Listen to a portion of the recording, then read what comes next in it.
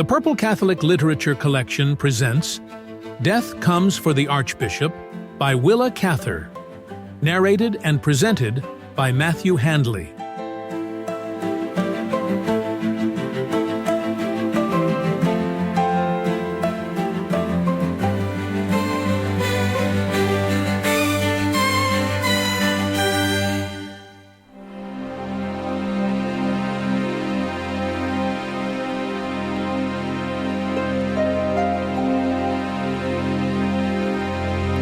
Hello everyone, and welcome to episode 7 of Death Comes for the Archbishop, presented by the Purple Catholic Literature Collection. In today's episode, we're going to spend the entire time reading through Book 5 of Willa Cather's novel, titled Padre Martinez. Both of the chapters in this book detail the scandalous lives of two priests living in the Diocese of Santa Fe. You may recall in Book 1 that Padre Martinez was the priest that had rode into Santa Fe explicitly to reject the authority of Bishop Latour when he had arrived in his new vicariate. Both of the priests in today's story proved to be problems for Bishop Latour and for the Church and need to be dealt with. And we learn that there appears to be nothing new under the sun as they decide to split from the Church of Rome. That's coming up in today's episode. Now, death comes for the Archbishop.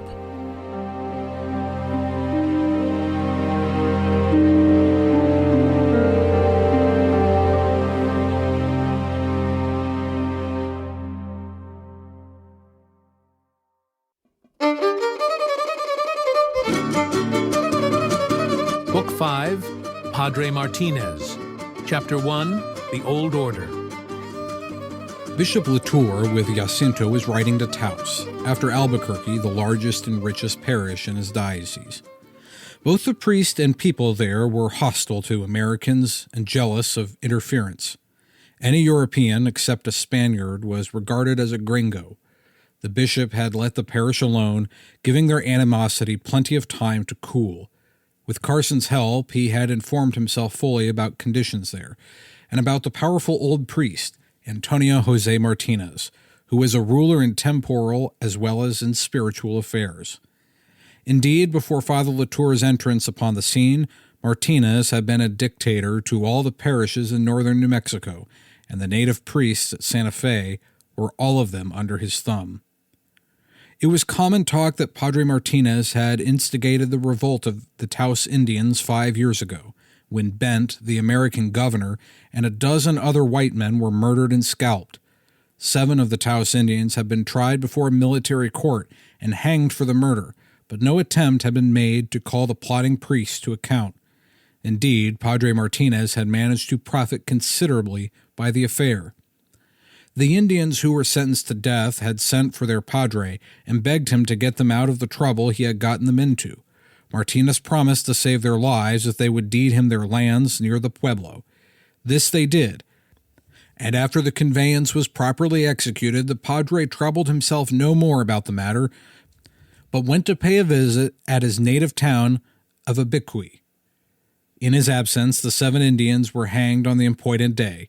Martinez now cultivated their fertile farms, which had made him quite the richest man in the parish.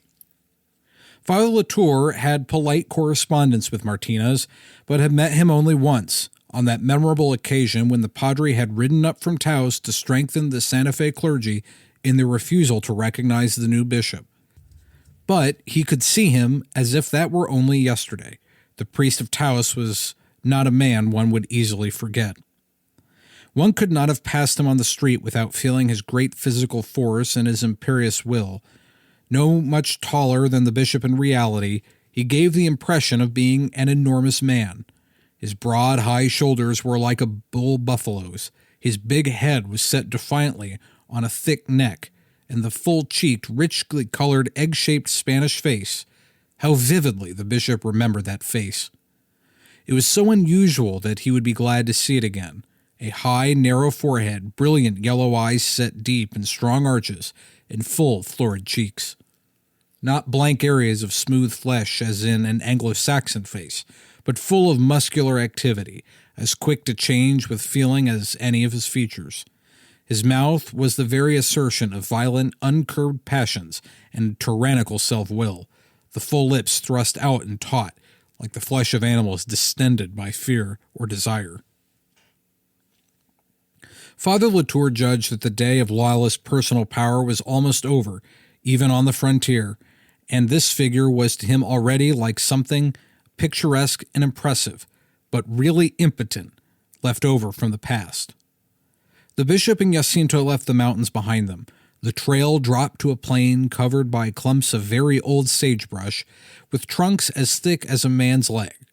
Jacinto pointed out a cloud of dust moving rapidly toward them, a cavalcade of 100 men or more, Indians and Mexicans, come out to welcome their bishop with shouting and musketry. As the horsemen approached, Padre Martinez himself was easily distinguishable, in buckskin breeches, high boots and silver spurs, a wide Mexican hat on his head, and a great black cape around his shoulders like a shepherd's plaid. He rode up to the bishop, and reining in his black gelding, uncovered his head in broad salutation, while his escorts surrounded the churchmen and fired their muskets into the air. The two priests rode side by side into Los Ranchos de Taos, a little town of yellow walls and winding streets and green orchards. The inhabitants were all gathered in the square before the church. When the bishop dismounted to enter the church, the women threw their shawls on the dusty pathway for him to walk upon as he passed through the kneeling congregation. Men and women snatched for his hand to kiss the episcopal ring. In his own country, all of this would have been highly distasteful to Jean Marie Latour. Here, these demonstrations seemed a part of the high color that was in landscape and gardens, in the flaming cactus, in the godly decorated altars, in the agonized Christs and Dolorous Virgins, and the very human figures of the saints. He had already learned that with this people religion was necessarily theatrical. From Los Ranchos, the party rode quickly across the gray plain into Taos itself, to the priest's house, opposite the church, where a great throng had collected. As the people sank on their knees, one boy, a gawky lad of 10 or 12, remained standing, his mouth open and his hat on his head. Padre Martinez reached over the heads of several kneeling women, snatched off the boy's cap, and cuffed him soundly about the ears. When Father Latour murmured in protest, the native priest said boldly, "He is my own son, Bishop, and it is time I taught him manners." So this was to be true, the bishop reflected. His well-schooled countenance did not change a shadow as he received this challenge, as he passed on into the padre's house. They went at once into Martinez's study, where they found a young man lying on the floor, fast asleep. He was a very large young man, very stout, lying on his back, with his head pillowed on a book, and as he breathed his bulk rose and fell amazingly. He wore a Franciscan brown gown, and his hair was clipped short. At the side of the sleeper, Padre Martinez broke into a laugh and gave him a no very gentle kick in the ribs. The fellow got to his feet in great confusion, escaping through a door onto the patio. "You there," the padre called after him. "Only young men who work hard at night want to sleep in the day. You must have been studying by candlelight. I'll give you an examination in theology." This was greeted by a titter of feminine laughter from the windows across the court, where the fugitive took refuge behind a washing hung out to dry. He bent his tall, full figure and disappeared between a pair of wet sheets. "That was my student Trinidad," said Martinez. "A nephew of my old friend Father Lucero at Arroyo Hondo. He's a monk, but we want him to take orders. We sent him to the seminary in Durango, but he was either too homesick or too stupid to learn anything, so I'm teaching him here. We shall make a priest of him one day." Father Latour was told to consider the house his own, but he had no wish to. The disorder was almost more than his fastidious taste could bear. The padre's study table was sprinkled with snuff, and piled so high with books that they almost hid the crucifix hanging behind it. Books were heaped on chairs and tables all over the house, and the books and the floors were deep in the dust of spring sandstorms. Father Martinez's boots and hats lay about in corners, his coats and cassocks were hung on pegs and draped over pieces of furniture, yet the place seemed overrun by serving women, young and old, and by large yellow cats with full soft fur, of a special breed apparently. They slept in the windowsills, lay on the well curb of the patio. The boldest came directly to the supper table, where their master fed them carelessly from his plate. When they sat down to supper, the host introduced to the bishop the tall, stout young man with the protruding front, who had been asleep on the floor. He said again that Trinidad Lucero was studying with him and was supposed to be his secretary, adding that he had spent most of his time hanging about the kitchen and hindering the girls at their work. These remarks were made in the young man's presence, but did not embarrass him at all. His whole attention was fixed upon the mutton stew, which he began to devour with undue haste as soon as his plate was put before him. The bishop observed later that Trinidad was treated very much like a poor relation or a servant. He was sent on errands, was told without ceremony to fetch the padre's boots, to bring wood for the fire, to saddle his horse. Father Latour disliked his personality so much that he could scarcely look at him. His fat face was irritatingly stupid, and had the gray, oily look of soft cheeses. The corners of his mouth were deep folds and plumpness, like the creases in a baby's legs, and the steel rim of his spectacles, where it crossed his nose, was embedded in soft flesh. He said not one word during supper, but ate as if he were afraid of never seeing food again. When his attention left his plate for a moment, it was fixed in the same greedy way upon the girl who served the table, who seemed to regard him with careless contempt. The student gave the impression of being always stupefied by one form of sensual disturbance or another. Padre Martinez, with a napkin tied around his neck to protect his cassock, ate and drank generously. The bishop found the food poor enough, despite the many cooks, though the wine, which came from El Paso del Norte, was very fair. During supper, his host asked the bishop flatly if he had considered celibacy as an essential condition of a priest's vocation.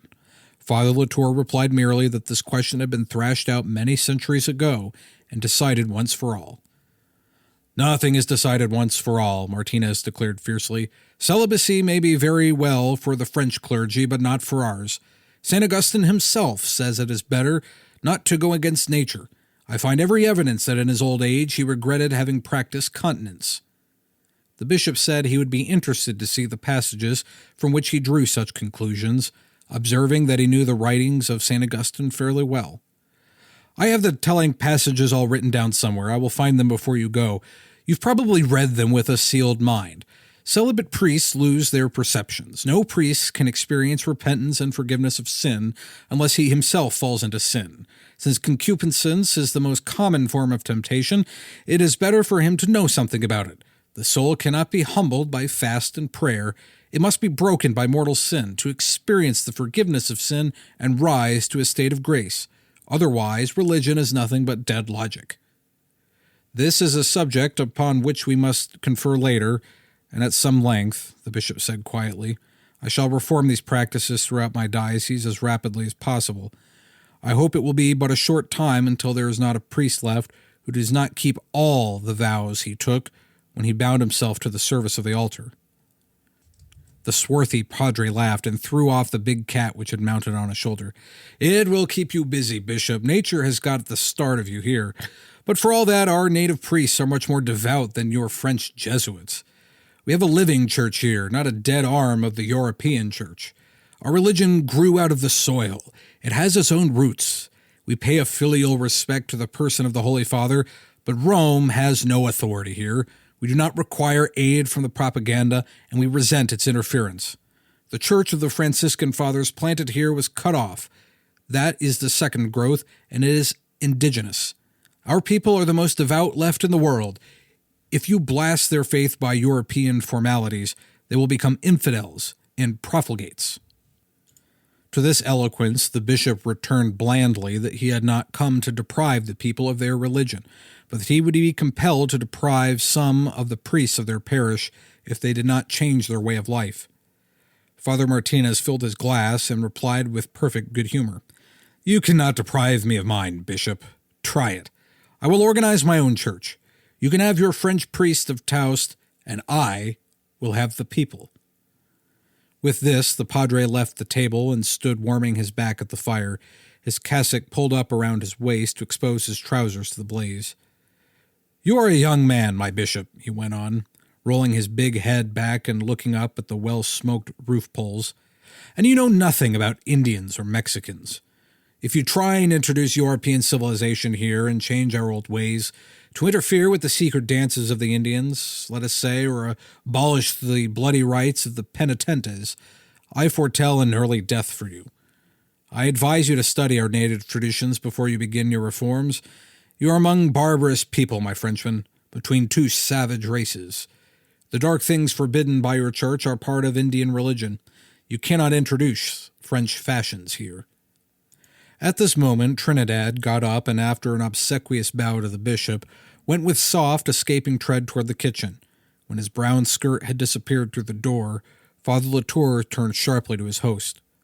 "Martinez, I consider it very unseemly to talk in this loose fashion before young men, especially a young man who is studying for the priesthood.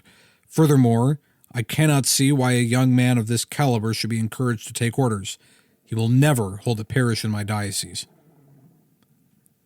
Padre Martinez laughed and showed his long yellow teeth. Laughing did not become him. His teeth were too large, distinctly vulgar. "Oh, Trinidad will go to Arroyo Hondo as a curate to his uncle, who is growing old. He's a very devout fellow, Trinidad. You ought to see him in Passion Week. He goes up to Abiqui and becomes another man, carries the heaviest crosses to the highest mountains, and takes more scourging than anyone.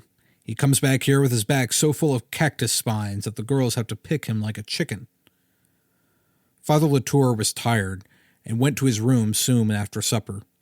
The bed, upon examination, seemed clean and comfortable, but he felt uncertain of his surroundings. He did not like the air of this house. After he retired, the clatter of dishwashing and the giggle of women across the patio kept him awake a long while, and when that ceased, Father Martinez began snoring in some chamber nearby. He must have left his door open into the patio, for the adobe partitions were thick enough to smother sound otherwise. The padre snored like an enraged bull, until the bishop decided to go forth and find his door and close it. He arose, lit his candle, and opened his door in half-hearted resolution. As the night wind blew into the room, a little dark shadow fluttered from the wall across the floor. A mouse, perhaps. But no, it was a bunch of women's hair that had been indolently tossed into a corner when some slovenly female toilet was made in this room. This discovery annoyed the bishop exceedingly. High Mass was at 11 the next morning, the parish priest officiating and the bishop in the episcopal chair.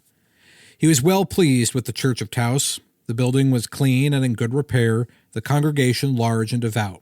The delicate lace, snowy linen, and the burnished brass on the altar told of a devoted altar guild. The boys who served the altar wore rich smocks of handmade lace over their scarlet surplices. The bishop had never heard the Mass more impressively sung than by Father Martinez.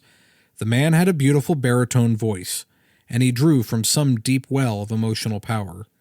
Nothing in the service was slighted. Every phrase and gesture had its full value. At the moment of the elevation, the dark priest seemed to give his whole force, his swarthy body and all its blood, to that lifting up. Rightly guided, the bishop reflected, this Mexican might have been a great man. He had an altogether compelling personality, a disturbing, mysterious, magnetic power. After the confirmation services, Father Martinez had horses brought round and took the bishop out to see the farms and livestock. He took him all over his ranches down in the rich bottomlands between Taos and the Indian Pueblo, which, as Father Latour knew, had come into his possession from the 7 Indians who were hanged. Martinez referred carelessly to the Bent massacre as they rode along. He boasted that there had never been trouble afoot in New Mexico that wasn't started in Taos. They stopped just west of the Pueblo a little before sunset, a Pueblo very different from all the others the bishops had visited. 2 large communal houses, shaped like pyramids, gold-colored in the afternoon light, with the purple mountain lying just behind them. Gold-colored men in white burnises came out on the stair-like flights of roofs, and stood as still as statues, apparently watching the changing light on the mountain. There was a religious silence over the place, no sound at all but the bleating goats coming through the clouds of the golden dust. These 2 houses, the padre told him, had been continuously occupied by this tribe for more than 1,000 years. Coronado's men found them there and described them as a superior kind of Indian, handsome and dignified in bearing, dressed in deerskin coats and trousers like that of Europeans. Though the mountain was timbered, its lines were so sharp that it had a sculptured look of the naked mountains around the Sandias. The general growth on its sides was evergreen, but the canyons and ravines were wooded with aspens, so the shape of every depression was painted on the mountainside, light green against the dark, like symbols, serpentine, crescent, half-circles. The mountain and its ravines have been said of the old religious ceremonies, honeycombed with noiseless Indian life, the repository of Indian secrets for many centuries, the Padre remarked. And someplace in there, you may be sure, they keep Pope's estufa, but no white man will ever see it. I mean the estufa where Pope sealed himself up for 4 years and never saw the light of day when he was planning the revolt of 1680. I suppose you know all about that outbreak, Bishop Latour. Something, of course, from the martyrology, but I did not know it originated in Taos. Haven't I just told you that all the trouble there ever was in New Mexico originated in Taos, boasted the Padre. Pope was born a San Juan Indian, but so was Napoleon a Corsican. He operated from Taos. Padre Martinez knew his country, a country which had no written histories. He gave the bishop much the best account he had heard of the great Indian revolt of 1680, which added a long chapter to the martyrology of the New World, when all the Spaniards were killed or driven out, and there was not one European left alive, north of El Paso del Norte. That night after supper, as his host sat taking snuff, Father Latour questioned him closely and learned something about the story of his life. Martinez was born directly under that solitary blue mountain on the skyline west of Taos, shaped like a pyramid with the apex sliced off, an abiquiu. It was one of the oldest Mexican settlements in the territory, surrounded by canyons so deep and ranges so rugged that it was practically cut off from intercourse with the outside world. Being so solitary, its people were somber in temperament, fierce and fanatical in religion, celebrated the Passion Week by cross-bearings and bloody scourgings. Antonio Jose Martinez grew up there, without learning to read or write, married at 20, and lost his wife and child when he was 23. After his marriage, he had learned to read from the parish priest, and when he became a widower, he decided to study for the priesthood. Taking his clothes and the little money he got from the sale of his household goods, he started on horseback for Durango in Old Mexico. There he entered the seminary and began a life of laborious study. The bishop could imagine what it meant for a young man who had not learned to read until long after adolescence, to undergo a severe academic training. He found Martinez deeply versed, not only in the Church Fathers, but in Latin and Spanish classics. After 6 years at the seminary, Martinez had returned to his native abiquiu as a parish priest of the parish church there. He was passionately attached to that old village under the pyramidal mountain. All the while he had been in Taos, half a lifetime now, he had made periodic pilgrimages on horseback to abiquiu, as if the flavor of his own yellow earth were medicine to his soul. Naturally, he hated Americans. The American occupation meant the end of men like himself. He was a man of the old order, a son of abiquiu, and his day was over. On his departure from Taos, the bishop went out of his way to make a call at Kit Carson's ranch house. Carson, he knew, was away buying sheep, but Father Latour wished to see the Senora Carson, to thank her again for the kindness to poor Magdalena, and to tell her of the woman's happy and devoted life with the sisters in their school at Santa Fe. The Senora received him with that quiet but unabashed hospitality which is a common grace in Mexican households. She was a tall woman, slender with drooping shoulders, and lustrous black eyes and hair. Though she could not read, both her face and conversation were intelligent. To the bishop's thinking, she was handsome. Her countenance showed that discipline of life which he admired. She had a cheerful disposition, too, and a pleasant sense of humor. It was possible to talk confidently to her. She said she hoped he had been comfortable in Padre Martinez's house, with an inflection which told that she much doubted it, and she laughed a little when he confessed that he had been annoyed by the presence of Trinidad Lucero. "Some people say he is Father Lucero's son," she said with a shrug, "but I do not think so. Much more likely one of Padre Martinez's. Did you hear what happened to him at Abiquiu last year in Passion Week? He tried to be like the Savior and had himself crucified. Oh, not with nails. He was tied upon a cross with ropes to hang there all night. They do that sometimes at Abiqui, which is a very old-fashioned place. But he is so heavy that after he had hung there for a few hours, the cross fell over with him, and he was very much humiliated. Then he had himself tied to a post and said he would bear as many stripes as our Savior, 6,000, as was revealed to St. Bridget. But before they had given him 100, he fainted. They scourged him with cactus whips, and his back was so poisoned that he was sick up there for a long time. This year they sent word that they did not want him at Abiqui, so he had to keep Holy Week here, and everybody laughed at him. Father Latour asked the Signora to tell him frankly whether she thought he could put a stop to the extravagances of the penitential brotherhood. She smiled and shook his head. I often say to my husband, I hope you will not try to do that. It will only set people against you. The old people have their need of old customs. The young ones will go with the times. As the bishop was taking his leave, she put into his saddlebags a beautiful piece of lacework for Magdalena. She will not likely be able to use it for herself, but she will be glad to have it to give to the sisters. That brutal man left her nothing. After he was hung, there was nothing to sell but his gun and one burro. That is why he was going to take the risk of killing 2 padres for their mules, and for spite against religion, maybe. Magdalena said he had often threatened to kill the priest at Mora. At Santa Fe, the bishop found Father Vaillant awaiting him. They had not seen each other since Easter, and there were many things to be discussed. The vigor and zeal of Bishop Latour's administration had already been recognized at Rome, and he had lately received a letter from Cardinal Fransoni, prefect of the propaganda, announcing that the vicariate of Santa Fe had been formally raised to a diocese. By the same long-delayed post came an invitation from the cardinal, urgently requesting Father Latour's presence at an important conference at the Vatican during the following year. Though all these matters must be taken up in their turn between the bishop and his vicar general, Father Joseph had undoubtedly come up from Albuquerque at this particular time because of a lively curiosity to hear how the bishop had been received in Taos. Seated in the study in their old cassocks, with the candles lighted on the table between them, they spent a long evening. For the present, Father Latour remarked, I shall do nothing to change the curious situation at Taos. It is not expedient to interfere. The church is strong, the people are devout. No matter what the conduct of the priest has been, he has built up a strong organization, and his people are devotedly loyal to him. But he can be disciplined, do you think? Oh, there's no question of discipline. He has been a little potentate too long. His people would assuredly support him against a French bishop. For the present, I shall be blind to what I do not like there. But Jean, Father Joseph broke out in agitation, the man's life is an open scandal. One hears of it everywhere. Only a few weeks ago I was told a pitiful story of a Mexican girl carried off in one of the Indian raids on the Costilla Valley. She was a child of 8 when she was carried away, and was 15 when she was found and ransomed. During all that time, the pious girl had preserved her virginity by a succession of miracles.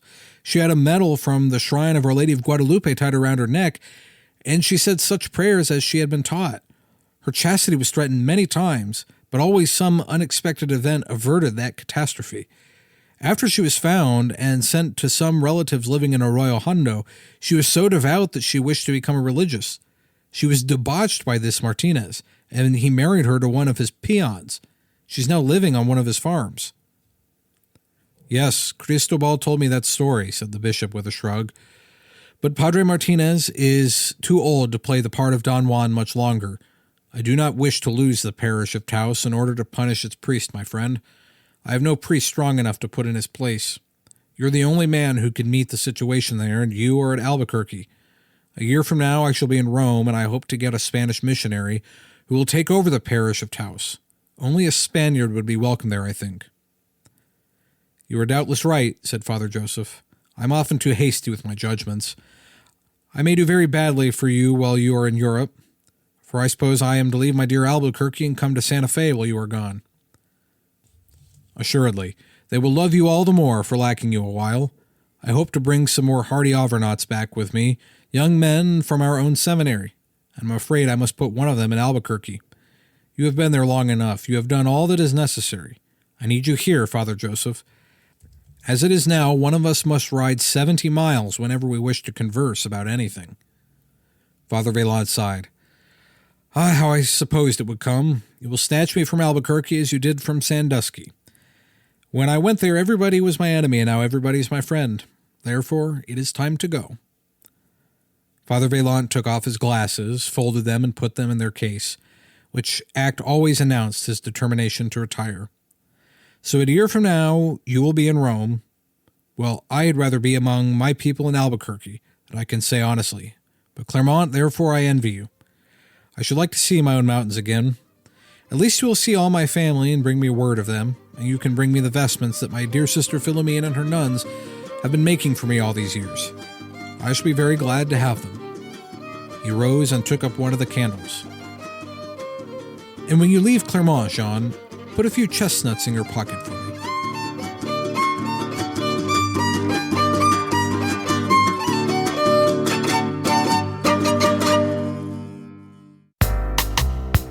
Support for this program comes from Hotels.com, an online travel service offering booking options for accommodations worldwide.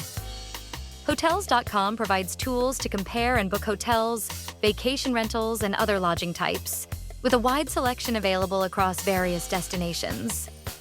More information is available at purplecatholic.com/hotels.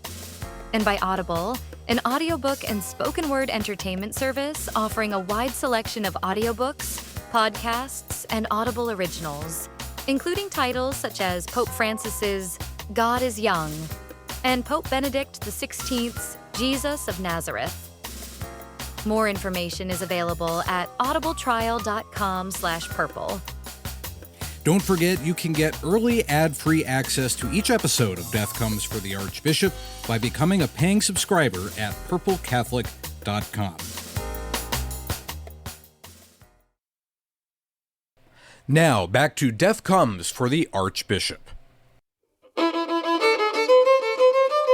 Chapter 2, The Miser. In February, Bishop Latour once more set out on horseback over the Santa Fe Trail, this time with Rome as his objective. He was absent for nearly a year, and when he returned, he brought with him 4 young priests from his own seminary of Montferrand, and a Spanish priest, Father Taladrid, whom he had found in Rome and who was at once sent to Taos. At the bishop's suggestion, Padre Martinez formally resigned his parish, with the understanding he was still to celebrate Mass upon solemn occasions. Not only did he avail himself of this privilege, he continued to perform all marriages and burial services and to dictate the lives of the parishioners.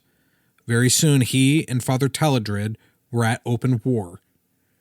When the bishop, unable to compose their differences, supported the new priest, Father Martinez and his friend Father Lucero of Arroyo Hondo mutinied, flatly refused to submit, and organized a church of their own. This, they declared, was the old Holy Catholic Church of Mexico, while the bishop's church was an American institution. In both towns, the greater part of the population went over to the schismatic church, though some pious Mexicans, in great perplexity, attended Mass at both. Father Martinez printed a long and eloquent proclamation, which very few of his parishioners could read, giving an historical justification for his schism and denying the obligation of celibacy for the priesthood. As both he and Father Lucero were well on in years, this particular clause could be of little benefit to anyone in their new organization except Trinidad. After the 2 old priests went off into schism, one of their first solemn acts was to elevate Father Lucero's nephew to the priesthood, and he acted as curate to them both, swinging back and forth between Taos and Arroyo Hondo. The schismatic church at least accomplished the rejuvenation of the 2 rebellious priests at its head, and far and wide revived men's interest in them, though they had always furnished their people with plenty to talk about. Ever since they were young men with adjoining parishes, they had been friends, cronies, rivals, sometimes bitter enemies, but their quarrels could never keep them apart for long. Old Marino Lucero had not one trait in common with Martinez, except the love of authority. He had been a miser from his youth, and lived down in the sunken world of Arroyo Hondo, in the barest poverty, though he was supposed to be very rich. He used to boast that his house was as poor as a burro stable. His bed, his crucifix, and his bean pot were his furniture. He had no livestock but one poor mule, on which he rode over to Taos to quarrel with his friend Martinez, or to get a solid dinner when he was hungry. In his casa, every day was Friday, unless one of his neighbor women cooked a chicken and brought it in to him out of pure compassion. for his people liked him. He was grasping, but not oppressive, and he wrung more pesos out of Arroyo Seco and Cuesta than out of his own arroyo. Thrift is such a rare quality among Mexicans that they find it very amusing. His people loved to tell how he never bought anything, but picked up old brooms after housewives had thrown them away, and that he wore Padre Martinez's garments after the Padre would have them no longer, though they were so much too big for him. One of the priest's fiercest quarrels had come about because Martinez gave some of his old clothes to a monk from Mexico who was studying at his house, who had not the wherewithal to cover himself as winter came on. The two priests had always talked shamelessly about each other.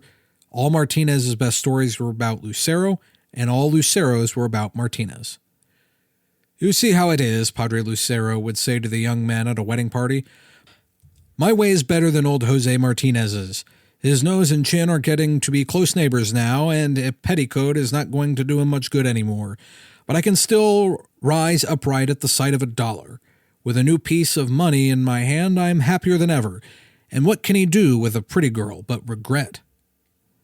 Avarice, he assured them, was one passion that grew stronger and sweeter in old age.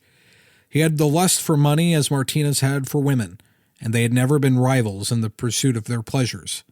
After Trinidad was ordained and went to stay with his uncle, Father Lucero complained that he had formed gross habits living with Martinez and was eating him out of house and home.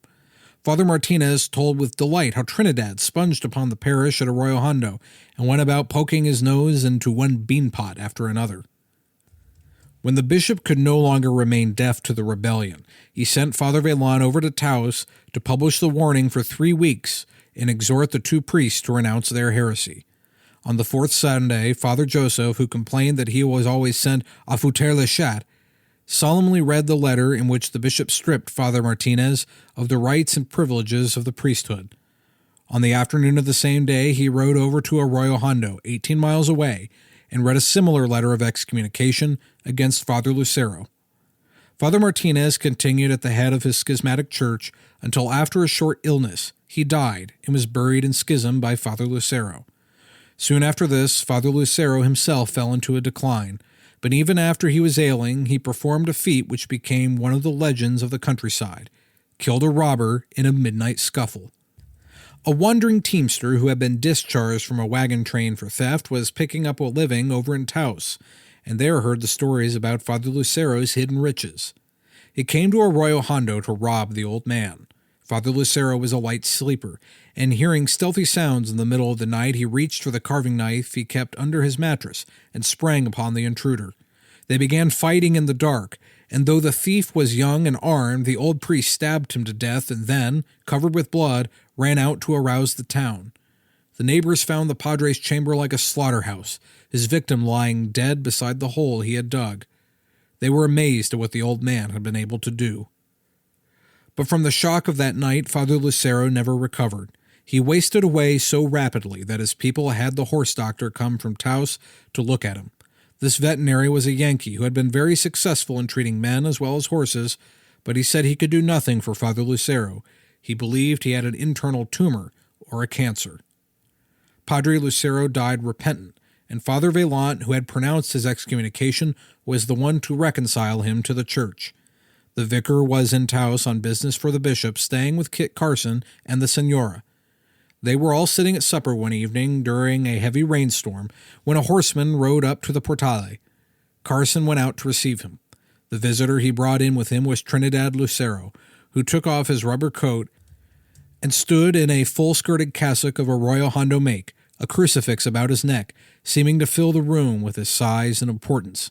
After bowing ceremoniously to the Senora, he addressed himself to Father Velan in his best English, speaking slowly in his thick, filthy voice. "I am the only nephew of Padre Lucero. My uncle is very sick and soon to die. She has vomited the blood." He dropped his eyes. "Speak to me in your own language, man," cried Father Joseph. "At least I can do more with Spanish than you can with English. Now tell me what you have to say of your uncle's condition." Trinidad gave some account of his uncle's illness, repeating solemnly the phrase, "She has vomited the blood," which he seemed to find impressive. The sick man wished to see Father Velant and begged him that he would come to give him the sacrament. Carson urged the vicar to wait until morning, as the road down to the Hondo would be badly washed by rain and dangerous to go over in the dark. But Father Vaillant said if the road would be bad, he would continue on foot. Excusing himself to the Senora Carson, he went to his room to put on his riding clothes and get his saddlebags. Trinidad, upon invitation, sat down at the empty place and made the most of his opportunity. The host saddled Father Vaillant's mule, and their vicar rode away with Trinidad for guide. Not that he needed a guide to Arroyo Hondo. It was a place especially dear to him, and he was always glad to find a pretext for going there. How often he had ridden over there on fine days in summer or in early spring, before the green was out, when the whole country was pink and blue and yellow, like a colored map. One approached over a sagebush plain that appeared to run level and unbroken to the base of the distant mountains. Then, without warning, one suddenly found himself upon the brink of a precipice, a chasm in the earth over 200 feet deep, the sides sheer cliffs, but cliffs of earth, not rock.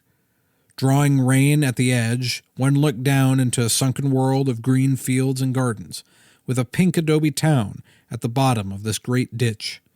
The men and mules walking about down there, or plowing the fields, looked like figures of a child's Noah's Ark. During the middle of the arroyo, through the sunken fields and pastures, flowed a rushing stream which came from the high mountains. Its original source was so high indeed that by merely laying an open wooden trough at the opposite side of the arroyo, the Mexicans conveyed the water to the plateau at the top. This sluice was laid in sections that zigzagged up the face of the cliff. Father Vaillant had always stopped to watch the water rushing up the side of the precipice like a thing alive, an ever-ascending ladder of clear water, gurgling and clouding into silver as it climbed. Only once before, he used to tell the natives, in Italy, had he ever seen water run uphill like that. The water thus diverted was but a tiny thread of the full creek. The main stream ran down the arroyo over the white rock bottom, with green willows and deep hay-grass, and brilliant wildflowers on its banks. Evening primroses, the fireweed, and butterfly weed grew to a tropical size and brilliance there among the sedges. But this was the first time Father Vaillant had ever gone down into the Hondo after dark, and at the edge of the cliff he decided not to put Contento to such a cruel test. "He can do it," he said to Trinidad, "but I will not make him." He dismounted and went on foot down the steep, winding trail. They reached Father Lucero's house before midnight. Half the population of the town seemed to be in attendance, and the place was lit up as if for a festival. The sick man's chamber was full of Mexican women, sitting about on the floor, wrapped in their black shawls, saying their prayers with lighted candles before them. One could scarcely step for the candles. Father Vaillant beckoned to a woman he knew well, Concepcion Gonzalez, and asked her what was the meaning of this. She whispered that the dying padre would have it so. His sight was growing dim, and he kept calling for more lights. All his life, Concepcion sighed, he had been so saving of candles, and had mostly done with a pine splinter in the evenings. In the corner on the bed, Father Lucero was groaning and tossing, one man rubbing his feet, another wringing claws of hot water and putting them on his stomach to dull the pain. Senora Gonzalez whispered that the sick man had been gnawing the sheets for pain, and she had brought over her best ones, and they were chewed to lacework at the top. Father Vaillant approached the bedside. "Get away from the bed a little, my good women. Arrange yourselves along the wall. Your candles blind me." But as they began rising and lifting their candlesticks from the floor, the sick man called, "No, no, do not take away the lights. Some thief will come, and I will have nothing left." The women shrugged, looked reproachfully at Father Vaillant, and sat down again. Padre Lucero was wasted to the bones. His cheeks were sunken. His nose was clay-colored and waxy. His eyes were wild with fever. They burned at Father Joseph, great, black, glittering, distrustful eyes. On this night of his departure, the old man looked more like a Spaniard than a Mexican. He clutched Father Joseph's hand with a grip surprisingly strong and gave the man who was rubbing his feet a vigorous kick in the chest. "Have done with my feet there, and take away these wet rags. Now that the vicar has come, I have something to say, and I want you all to hear." Father Lucero's voice had always been thin and high-pitched. His parishioners used to say it was like a horse talking. "Senor Vicario, you remember Padre Martinez. You ought to, for you served him as badly as you did me. Now listen." Father Lucero related that Martinez, before his death, had entrusted to him a certain sum of money to be spent in masses for the repose of his soul, these to be offered in his native church at Abiqui. Lucero had not used the money as he promised, but had buried it under the dirt floor of this room, just below the large crucifix that hung on the wall yonder. At this point, Father Vaillant again signaled the women to withdraw, but as they took up their candles, Father Lucero sat up in his nightshirt and cried, "Stay as you are! Are you going to run away and leave me with a stranger? I trust him no more than I do you. Oh, why did God not make some way for a man to protect his own after death? Alive, I can do that with my knife, as old as I am. But after?" The Señor Gonzalez soothed Father Lucero, persuaded him to lie back upon his pillows, and tell them what he wanted to. He explained that this money, which he had taken in trust from Martinez, was to be sent to Abiqui, and used as the Padre had wished. Under the crucifix, and under the floor beneath the bed on which he was laying, they would find his own savings. 1/3 of his hoard was for Trinidad. The rest was to be spent in masses for his soul, and they were to be celebrated in the old church of San Miguel in Santa Fe. Father Vaillant assured him that all his wishes should scrupulously be carried out, and now it was time for him to dismiss the cares of this world and prepare his mind to receive the sacrament. "All in good time, but a man does not let go of this world so easily. Where is Concepcion Gonzalez? Come here, my daughter. See to it that the money is taken up from under the floor while I'm still in this chamber, before my body is cold, that it is counted in the presence of all these women, and that the sum set down in writing." At this point the old man started as with a new hope. "And Cristobal, he is the man. Cristobal Carson must be here to count it and set it down. He is a just man. Trinidad, you fool, why did you not bring Cristobal?" Father Vaillant was scandalized. "Unless you compose yourself, Father Lucero, and fix your thoughts upon heaven, I shall refuse to administer the sacrament. In your present state of mind it would be a sacrilege." The old man folded his hands and closed his eyes in assent. Father Vaillant went into the adjoining room to put on his cassock and stole, and in the absence of Concepcion Gonzalez, covered a small table by the bed with one of her own white napkins, and placed upon it 2 wax candles, and a cup of water for the ministrant's hands. Father Vaillant came back in his vestments, with his pyx and basin of holy water, and began sprinkling the bed and the watchers, repeating the antiphon, "Asperges me Domini hyssopo et mundibor." The women stole away, leaving their lights upon the floor. Father Lucero made his confession, renouncing his heresy and expressing contrition, after which he received the sacrament. The ceremony calmed the tormented man, and he lay quiet with his hands folded on his breast. The women returned and sat murmuring prayers as before. The rain drove against the window panes. The wind made a hollow sound as it sucked through the deep arroyo. Some of the watchers were drooping from weariness, but not one showed any wish to go home. Watching beside a deathbed was not a hardship for them, but a privilege. In the case of a dying priest, it was a distinction. In those days, even in European countries, death had a solemn social importance. It was not regarded as a moment when certain bodily organs ceased to function, but as a dramatic climax, a moment when the soul made its entrance into the next world, passing in full consciousness through a lowly door to an unimaginable scene. Among the watchers there was always the hope that the dying man might reveal something of what he alone could see. That is, his countenance, if not his lips, would speak, and on his features would fall some light or shadow from beyond. The last words of great men, Napoleon, Lord Byron, were still printed in gift books, and the dying murmurs of every common man and woman were listened to and treasured by their neighbors and kinsfolk. These sayings, no matter how unimportant, were given oracular significance and pondered by those who must one day go the same road. The stillness of the death chamber was suddenly broken when Trinidad Lucero knelt before the crucifix on the wall to pray. His uncle, though all thought him asleep, began to struggle and cry out, "A thief! Help! Help!" Trinidad retired quickly, but after that the old man lay with one eye open. No one dared go near the crucifix. About an hour before daybreak, the Padre's breathing became so painful that 2 of the men got behind him and lifted his pillows. The women whispered that his face was changing and that they brought their candles nearer, kneeling close beside his bed. His eyes were alive and had perception in them. He rolled his head from side to side and lay looking intently down into the candlelight, without blinking, while his features sharpened. Several times his lips twitched back over his teeth. The watchers held their breath, feeling sure that he would speak before he passed, and he did. After a facial spasm that was like a sardonic smile and a clicking of breath in his mouth, their padre spoke like a horse for the last time. "Comete tu cola, Martinez, comete tu cola." "Eat your tail, Martinez, eat your tail."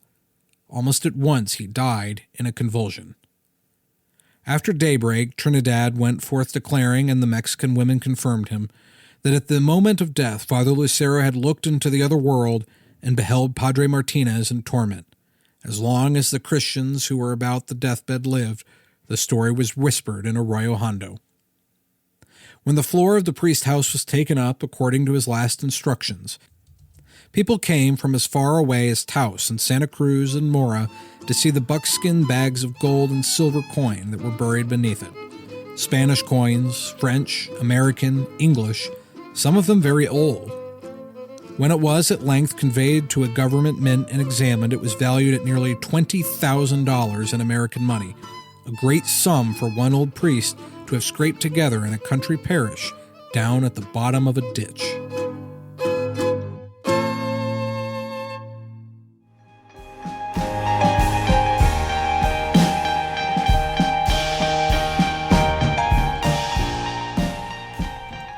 As we read in the book of Ecclesiastes, what has been is what will be, and what has been done is what will be done, and there is nothing new under the sun. Is there a thing of which it is said, "See, this is new"? It has been already in the ages before us. When the Church tries to force us from our old, bad habits, we must not respond with a desire to be independent. We may not understand or appreciate the changes, but we must trust that the Church, whom Jesus said the gates of hell will never prevail against it, is striving to lead us to our Lord.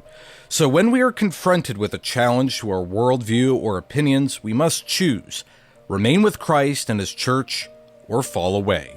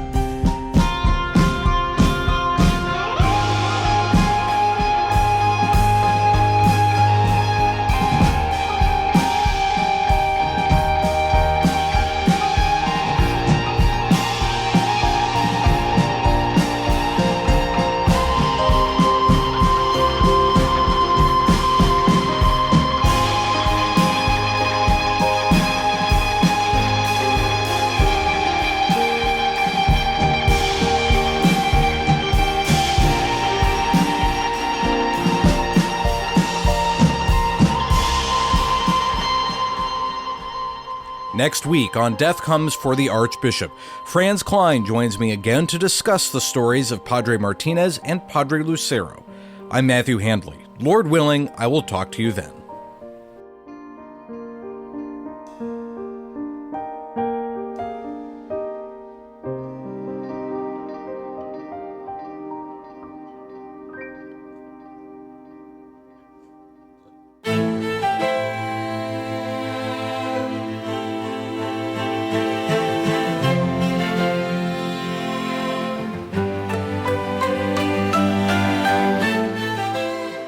Special thanks to our broadcast partners.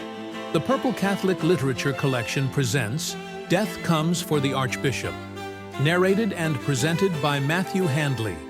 Copyright 2025 M.H. Media Ventures, LLC. All rights reserved. For more, visit purplecatholic.com.